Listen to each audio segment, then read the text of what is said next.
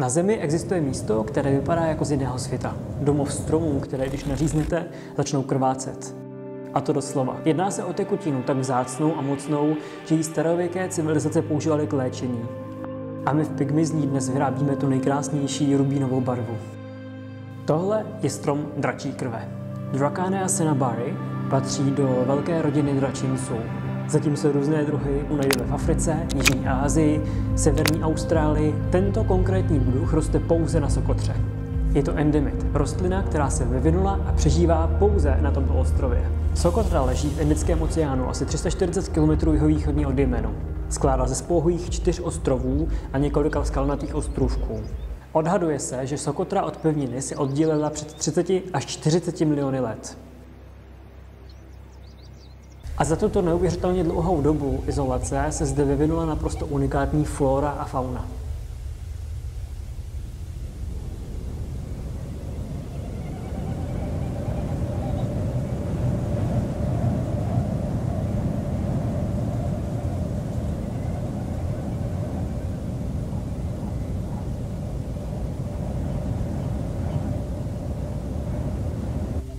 37% z 825 rostlinných druhů nenajdete nikde jinde na Zemi.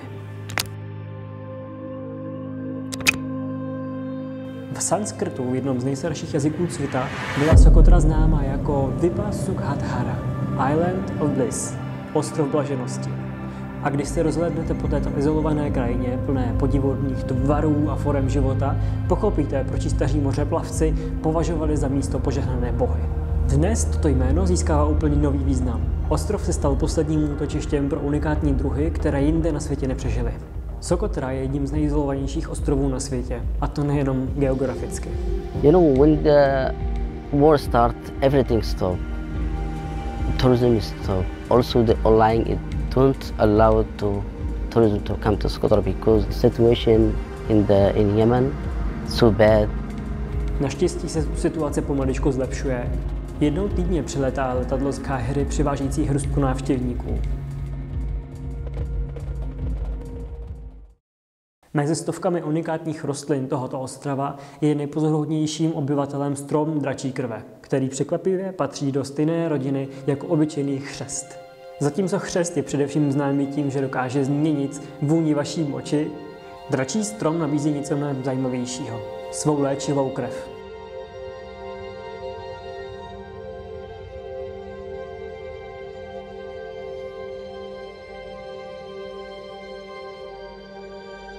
Co dělá tento strom tak výjimečným, je jeho schopnost přežít v extrémních podmínkách. Dorůstá do výšky přibližně 10 metrů a může se dožít neuvěřitelných 650 let. Jeho koruna vypadá jako obrovský deštník, ale tento podivný vzhled není náhodný. Je to dokonalá adaptace na život v jednom z nejsušších míst na Zemi. Jsou to xerofity, mistři přežití v suchém prostředí. Jejich hladká světlá kůra odráží spalující sluneční paprsky, podobně jako kůra slavného madagaskarského baobabu. Jejich tvrdé, dlouhé a úzké listy jsou sklerofilní, speciálně vyvinuté pro zadržování vody během dlouhých obdobích sucha. Když přijde vzácná mlha, jejich voskové listy zachytí a přemění v životadárné kapky. Hustý baldachín nahoře pak funguje jako přírodní ochrana, která brání těmto vzácným kapkám v odpařování. Ale to nejfascinující teprve přijde. Když naříznete kůru tohoto stromu, začne krvácet červenou mízou. Tato tekutina fascinovala lidstvo tisíce let, od starověkého Řecka až po Čínu. Používala se k léčbě bolesti, kožních onemocnění, očních problémů, zubů a trávicího traktu. Moderní studie dokonce odhalily, že je ještě mocnější, než naši předkové vůbec mysleli. Je to antivirotikum s mikrobiálními účinky. Zlepšuje krevní oběh, posiluje imunitu a pomáhá v boji proti vředům. Tato vzácná tekutina se stala předmětem čilého obchodování už ve starověku. Obchodníci převáželi po starých karavanních cestách ze Sokotry přes Arábii až do středomořské oblasti a dále do Evropy. Každá kultura si k ní vytvořila vlastní vztah. Arabští obchodníci vyprávěli fantastické příběhy o dracích, jejichž krev sbírají, aby zvýšili jejich hodnotu. Ale v Evropě si ji cenili z jiného důvodu. Pro její jedinečné vlastnosti v malířství. V době renesance se stala nepostradatelnou součástí palety významných malířů. Slavní umělci jako Albrecht Dürer nebo Jan van Eyck, promiňte za výslovnost, ji používali pro vytváření detailních červených tónů ve svých mistrovských dílech. Barva byla ceněná především pro svou stálost a odolnost, však taky jejich díla si dnes zachovávají svou intenzitu. Ve starověku se tato substance používala i jako pigment při duchovních obřadech, včetně malování mrtvých. V Pygmy jsme se rozhodli tuto tradici trochu aktualizovat. Po měsících experimentování se nám podařilo vytvořit vlastní akvarelovou barvu z této vzácné mízy. A nebojte, je určena výhradně pro malování na papír. Prosím, žádné experimenty s jinými povrchy, hlavně ne s těmi, které kdysi dýchaly. Jenže získávání této vzácné mízy s sebou nese velkou zodpovědnost. Dračí stromy rostou extrémně pomalu a jsou zranitelné vůči jakýmkoliv změnám.